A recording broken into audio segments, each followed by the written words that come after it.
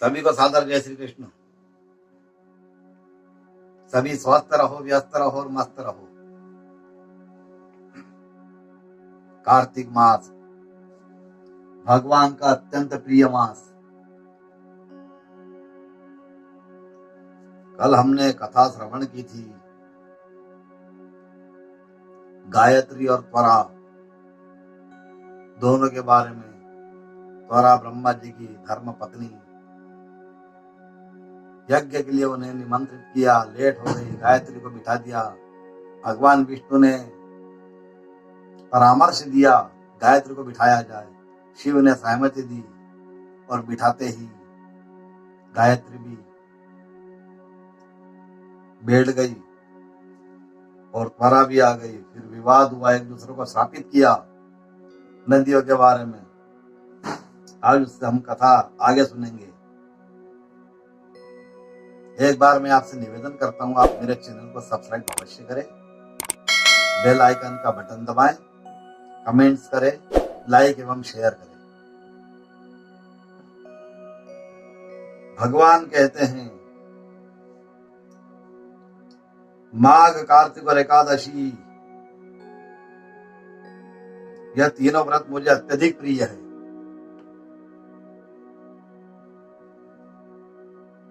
भगवान कहते हैं कार्तिक मास, एकादशी का व्रत, माघ का महीना, यह मुझे अत्यधिक प्रिय है। वनस्पतियों में तुलसी, महीनों में कार्तिक का मास, तिथियों में एकादशी और क्षेत्रों में श्री प्रयागराज मुझे बहुत प्रिय है। जो प्राणी जितेंद्रिय होकर के इनका सेवन करता है वह यज्ञ करने वाले मनुष्य से भी अधिक प्रिय होता है। जो प्राणी विधि से इनका सेवन करते हैं या इनकी सेवा करते हैं, जो भी दान पुण्य करते हैं इनके निमित्त, उनके लिए मेरे अनुग्रह से सारे पाप दूर हो जाते हैं। भगवान श्री कृष्ण के वचन सुनकर के सत्यभामा ने कहा, हे नाथ, आपने यह बात बड़ी आश्चर्यजनक कही है कि दूसरे के लिए पुण्य के फल से कलह की मुक्ति हो गई। दूसरे के पुण्य का जो फल था उससे कलह की मुक्ति हो गई। यह प्रभावशाली कार्तिक मास आपको अधिक प्रिय है कि जिससे पति द्रोह का पाप केवल स्नान के पुण्य से नष्ट हो जाता है। दूसरे मनुष्यों द्वारा किया हुआ पुण्य उनके देने से कैसे मिल जाता है, ये मुझे समझ में नहीं आ रहा है, विस्तार से बताइए। तब भगवान कृष्ण ने कहा, हे प्रिय, बिना दिया हुआ पुण्य और पाप जिस कर्म द्वारा मिलता है उसको सुनिए।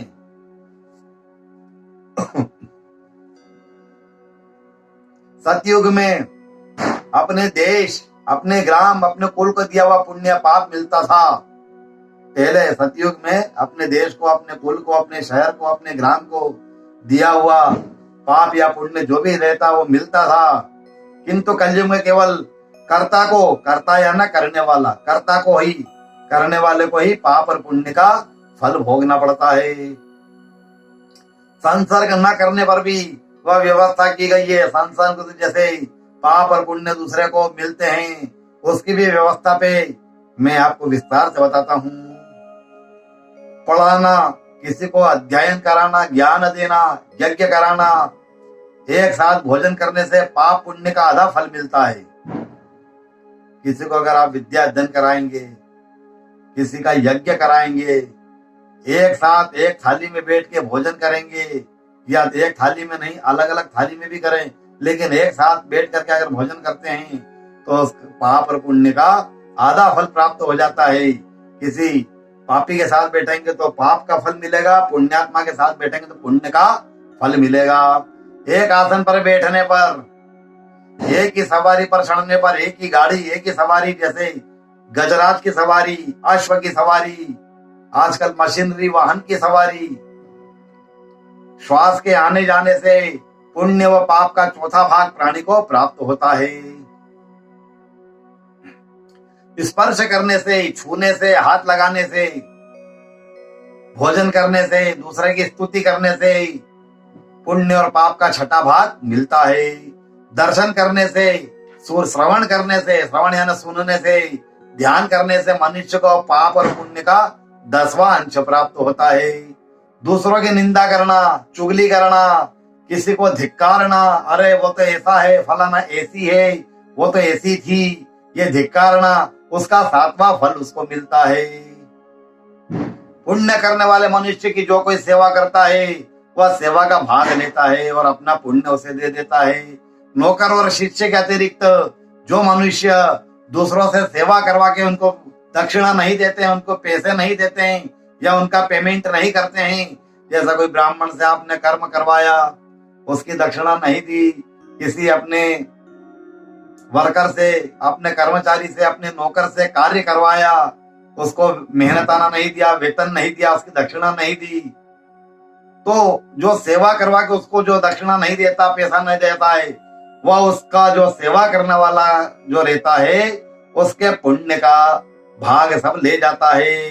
जो करवाता है वो करवाने वाला, जो सेवा करता है वो सेवा करने वाला, वो करवाने वाले का पुण्य सारा ले जाता है, उसका भागी हो जाता है। पंक्ति में बैठे हुए भोजन करने वाले, एक साथ भोजन करने वाले की पत्तल जो व्यक्ति लांघता है, वह उसकी जितनी पत्तल उसने लांगी है उसके पुण्य का 6वां भाग वह खो देता है, उसके खाते में चला जाता है जिसकी पत्तल उलांगी है। इसलिए कोई भोजन करे तो उसकी पत्तल नहीं उलांगना चाहिए, उसके पात्र को नहीं उलांगना चाहिए। मैं तो कहता हूँ जब व्यक्ति विशेष को भोजन करे तो वहां पर बस परोस कार्य के हिसाब से ही जाए, भोजन परोसने के हिसाब से ही वहां अपने चरण रखे। अदरवाइज जब भी कोई भोजन करे उसके आसपास नहीं भटकना चाहिए, निकलना भी नहीं चाहिए। जगह छोटी होती है, महाराज हमारा छोटा कमरा है तो आप थोड़ा सा धैर्य रखें। जब तक व्यक्ति भोजन करता है तब तक आप एक स्थान पे रहें, या तो आप वहां से हट जाएं या वहीं रहें। किसी की पत्तल थाली नहीं उलांघना चाहिए। विशेष करके ब्राह्मणों की तो कभी करना ही नहीं चाहिए, क्योंकि ब्राह्मण लोग कभी भी अपनी पत्तल नहीं उलांघने देते हैं। आप ध्यान रखिएगा, ब्राह्मण भोजन कर रहा है, उसकी अगर पत्तल किसी ने उलांघ ली तो वो खड़ा हो जाएगा, भोजन छोड़ देगा, लालच नहीं करेगा, वह बिल्कुल भोजन छोड़ देता है। और ठीक उसी तरह दूसरे से जो धन मांगता है, धर्म के नाम पे जो धन मांगता है, वह पुण्य का भागीदारी होता है। और मनुष्य धर्म का जो उपदेश करता है और जो श्रोता से याचना करता है कि वह अपने पुण्य का उसे 6वां भाग दे देता है। जो मनुष्य दूसरों का धन चुरा करके उससे धर्म करता है, चोरी का फल भोगता है, वो शीघ्र ही निर्धन हो जाता है। जिसका धन चुराता है वह पुण्य का भागीदारी हो जाता है। जिसका धन खो जाता है, चोर अगर चोरी करता है, धन चुराता है, तो उसका चुराने वाले का पुण्य खत्म हो जाता है और जिसका धन चुराया वह भागीदारी हो जाता है। बिना ऋण उतारे जो मनुष्य मर जाते हैं, बिना कर्जा उतारे, जिससे कोई उधार लिया, जिसका कोई बाकी है या जिसको कोई देना है, मेहनताना देना है, अगर उसका महाप्रयाण हो जाता है और वो मनुष्य मर जाता है तो उनको ऋण देने वाले सज्जन पुण्य के भाग प्राप्त हो जाते हैं। शिक्षा देने वाला, सलाह देने वाला, सामग्री को जुटाने वाला, प्रेरणा देने वाला, यह पाप और पुण्य के 6ठे भाग को प्राप्त करते हैं। राजा प्रजा के पाप के पुण्य का 6ठांश का भोगी होता है। राजा जो रहता है वह प्रजा के भाग का 6ठांश का भोगी होता है।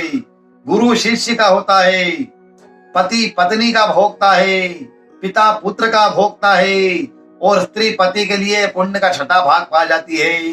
जो स्त्री अपने पति देव को खुश रखती है, अपने पति देव को प्रसन्न रखती है, उसकी आज्ञा का पालन करती है, वह स्त्री अपने पति का आधा भाग ले जाती है। जो पुण्यात्मा पराये लोगों को दान करते हैं वह उनके पुण्य का 6ठा भाग प्राप्त करते हैं। जीविका देने वाला यानी रोजगार से जोड़ने वाला, परिश्रम कराने वाला, कार्य देने वाला, ताकि उसको भोजन प्राप्त हो जाए, वस्त्र प्राप्त हो जाए। जीविका देने वाला मनुष्य जीविका ग्रहण करने वाले मनुष्य के पुण्य का 6ठे भाग को प्राप्त करता है। जो व्यक्ति किसी को अगर नौकरी लगाता है और वो व्यक्ति अगर वो नौकरी लगकर उससे पारिश्रमिक पाता है तो जो नौकरी लगवाता है वो उसके 6ठे भाग का अधिकारी हो जाता है। यह कलयुग में नियम लागू नहीं होते हैं। कलयुग में तो एकमात्र कर्ता को ही अपने पाप और पुण्य भोगना पड़ते हैं। कलयुग में विशेष करके यह सब सतयुग में होता था। अब कलयुग में जो आपने कर्म किया है उसका ही आपको फल मिलेगा। अगर आपने किसी की सर्विस लगवाई, नौकरी लगवाई, किसी की निंदा नहीं की, अपने पति पत्नी का प्रेम रखा, गुरु माता गुरु का ध्यान रखा, तो उसका भी आपको फल अवश्य मिलता है। लेकिन सतयुग में तो यह सबको मिलता ही था। अब मैं अपनी वाणी को यही विराम देता हूं और आप सबसे निवेदन करता हूं, आप मेरे चैनल को सब्सक्राइब अवश्य करें, बेल आइकन का बटन दबाएं, कमेंट्स करें, लाइक एवं शेयर अवश्य करें और सभी स्वस्थ रहो, व्यस्त रहो और मस्त रहो। सभी को सादर जय श्री कृष्ण, जय श्री कृष्ण।